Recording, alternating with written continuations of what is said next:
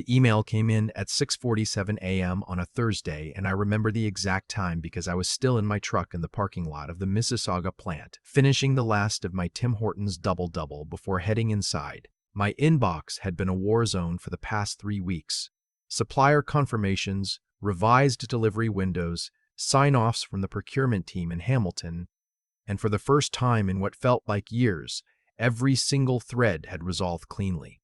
We'd done it. The Q3 logistics overhaul I'd been quietly engineering since February had landed. 42% reduction in outbound freight costs. 0 missed delivery windows across 11 client accounts.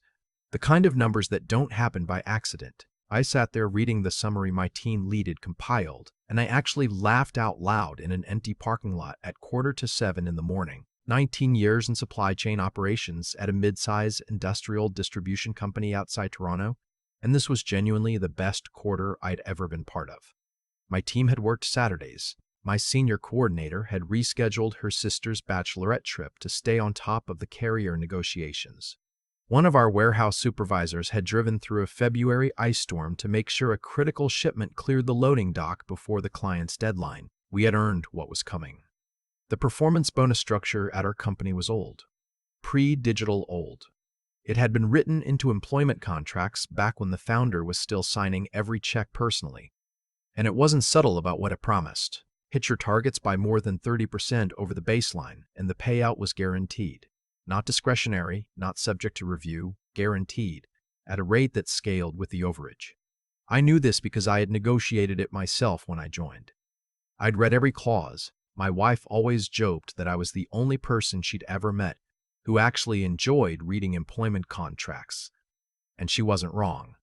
I walked into the building that morning feeling, for the first time in a long time, like everything had worked out exactly the way it was supposed to. The meeting was called for 2 in the afternoon. I didn't think much of it. End-of-quarter wrap-ups were routine, and our regional director usually ran them fast. 20 minutes, key numbers, any outstanding issues, done. But when I got to the third-floor boardroom, the regional director wasn't there. Instead, sitting at the head of the table with his sleeves rolled up and a MacBook open in front of him was someone I hadn't expected. The founder's son-in-law had been with the company for 4 months. He had arrived in November with a title that hadn't existed before: Chief Optimization Officer, and a LinkedIn profile that listed 3 years at a consulting firm in Vancouver and an MBA from Queens. He was 31 years old. His name was Whitmore. I'm going to call him that because I still have trouble saying his full name without my jaw tightening. I'd had exactly 2 interactions with him before that afternoon. The first was in the hallway outside the operations suite, where he'd stopped to ask me, in a tone that was friendly in the way that a job interview is friendly, whether our team had looked into AI-driven routing optimization. I told him we had, that we'd actually piloted 2 different platforms over the past 18 months, that the results were mixed, and that our current hybrid approach was outperforming both platforms on the metrics that mattered to our clients. He'd nodded and said, "Interesting," in a way that made it clear he didn't find it interesting at all. The second was at a company all-hands in January, where he'd given a 15-minute presentation about synergizing the operational ecosystem that included a slide with a graphic of 2 gears meshing together and the words efficiency plus innovation equals growth. I watched 3 of our longest-serving account managers exchange glances across the room. One of them, a woman who had been with the company since before I was hired, caught my eye and gave me the smallest, most controlled shake of her head. So when I walked into that boardroom and saw Whitmore at the head of the table, I sat down and kept my face neutral. He waited until everyone was seated. 7 people total.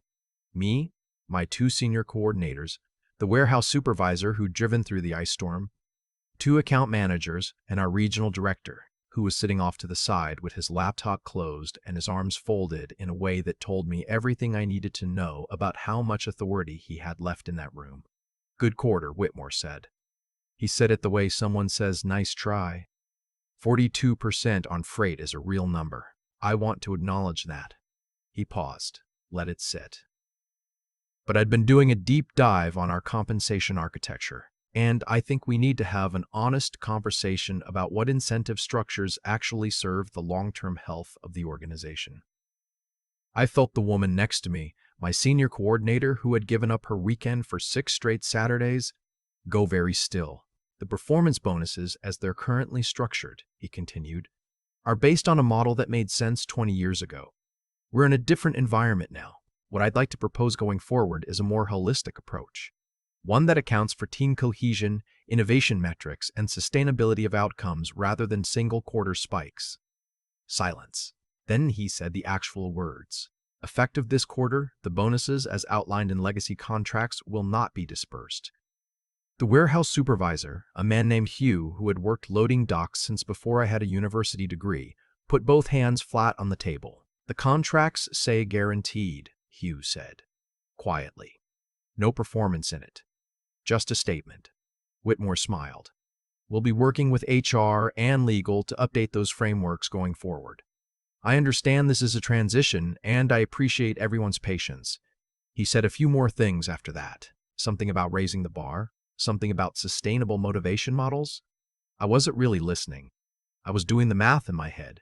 What this quarter's bonus represented for Hugh, who had a daughter starting at Western in September, what it meant for my senior coordinator, who was 2 years out from paying off her mortgage in Brampton, what it meant for the 6 other people in that room who had delivered something genuinely exceptional and were now being told by a 31-year-old with a PowerPoint about gears that it didn't count. After the meeting broke, I told everyone to head home. We'd done everything right. That part wasn't changing. Then I went back to my desk, closed my office door, and pulled out my employment contract. I hadn't looked at it in a while, but I knew it was there and I knew what was in it because 19 years ago I had read every word before I signed it, and I had asked a lawyer friend of mine to look it over too, and she had flagged one clause in particular and said, "Make sure they never give you a reason to use this."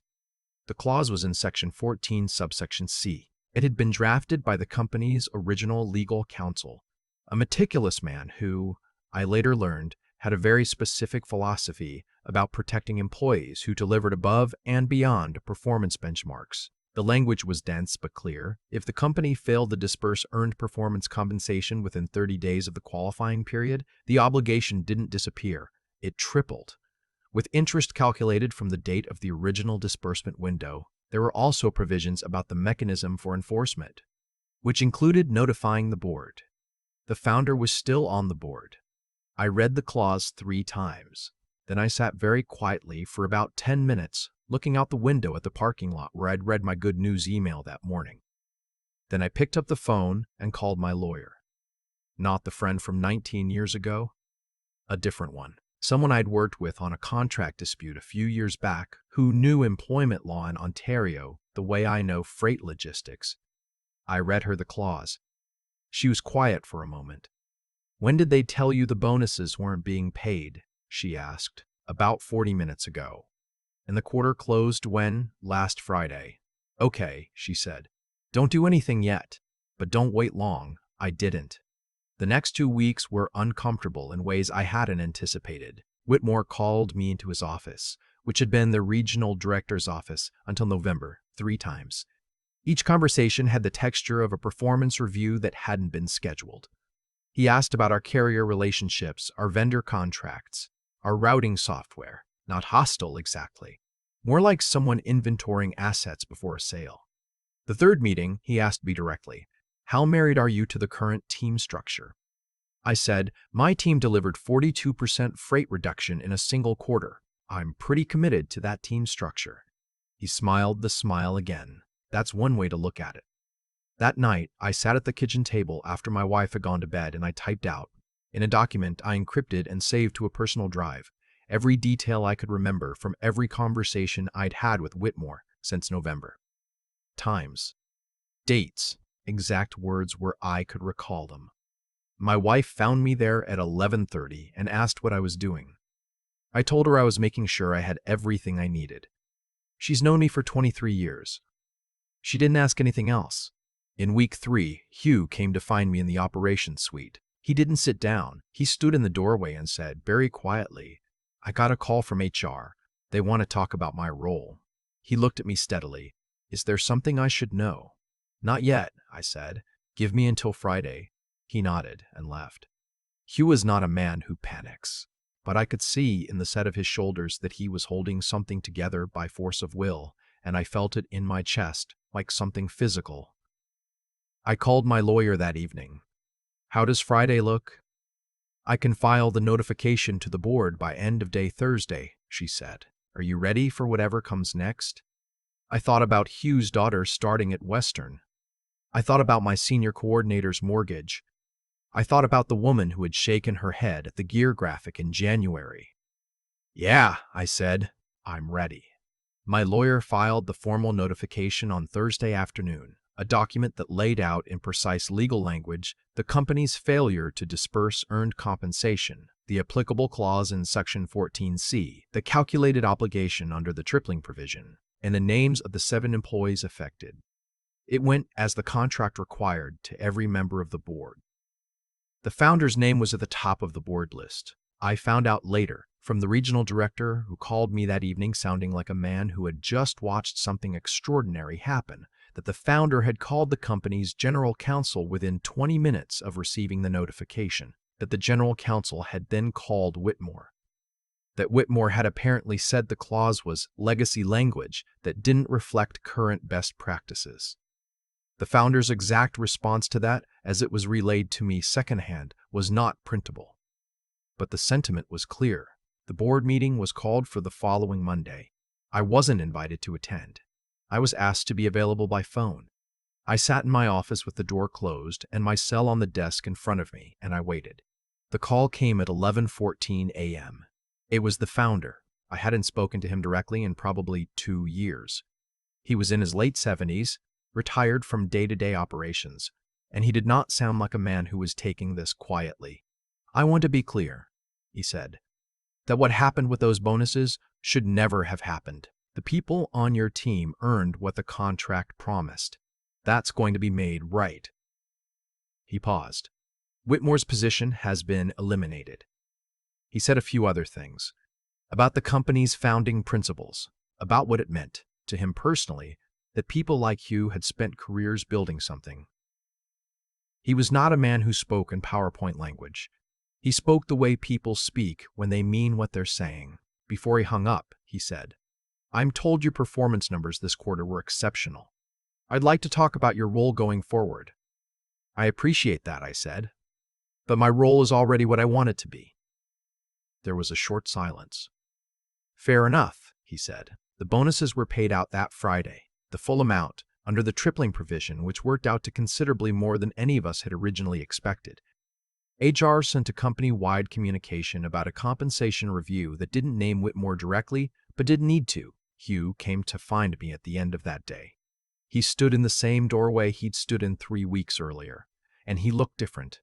Not relieved exactly, more like someone who had confirmed something they already believed about the world. "My daughter's tuition is covered," he said. "Good," I said. He nodded. "You read the whole contract when you signed?" "Every clause." He thought about that. "Maybe I should do that." "Everyone should do that," I said. My senior coordinator sent me a text that evening that just said, "Brampton Mortgage. Done by next spring. Thank you." I didn't show it to anyone, but I read it probably 4 or 5 times. That night, my wife made dinner, and we sat at the kitchen table, and I told her the whole thing, properly, start to finish, for the first time. She listened without interrupting, which is something she's very good at. When I finished, she was quiet for a moment and then said, "So you knew this was going to work the whole time?"